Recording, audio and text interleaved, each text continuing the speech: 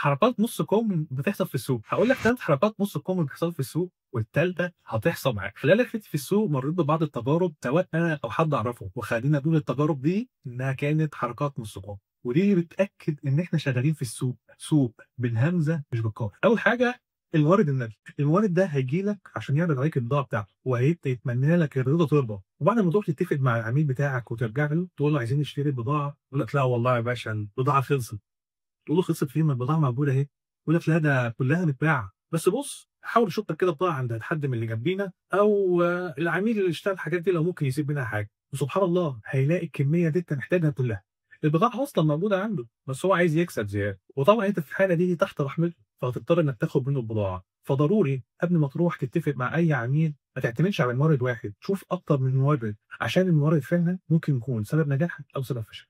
تاني حركة نُص كُم العميل النَفْسي، وده حد حكى لي فعلًا إن هو كان بيعملها، وحصلت معايا أكتر من مرّة لحد ما اتعلمت يعني. العميل بيحكي لي إن هو كان محتاج يشتري 100 قطعة، فيروح للمورد وما يقولوش أنا عايز 100 قطعة، يقول له أنا عايز 1000 قطعة، أو حتى يتفق على الكمية اللي معاه كلها، ليه؟ لإن هو لمّا هيشتري كمية كبيرة هياخد عليها خصم أكبر، وفعلًا اتفاوض مع المورد بتاعه إن هم هيشتري منه الكمية ديّة ويدفع له فلوس على دفعات، وأول دفعة يدفعها له تكون يا دوبك الفلوس اللي تكفي الكمية اللي هو محتاجها فعلًا. بعد فترة الكمية اتباعت منه خير وبركة يسِد، ما اتباعتش خلاص ينيّم الدنيا، لحد ما المورد يتضايق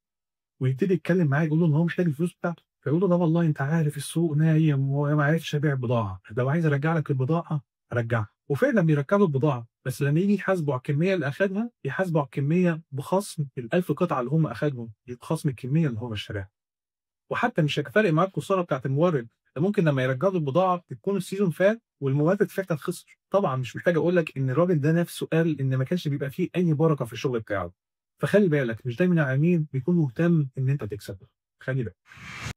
تالت حركة نُص كُهْ، وهي بتبقى في التعيينات، ودي بتحصل مع 100% من الناس اللي عندهم business وهتحصل معاك. ببساطة أنت عايز تبني فريق، فتعمل إعلان والإعلان ده تفكر في السيفيهات، تختار أفضل 10 أشخاص وتبتدي تتصل بيهم عشان تعمل معاهم interview، لكن تتفاجئ إن يوم الinterview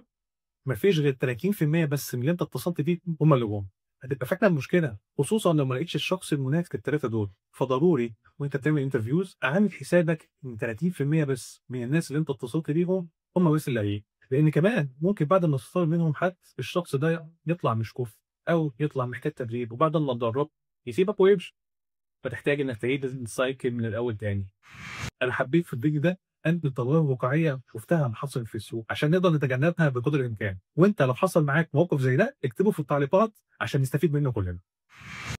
ما تنساش تعمل لايك للفيديو وشير وسبسكرايب وخش اتفرج على بقية الفيديوهات.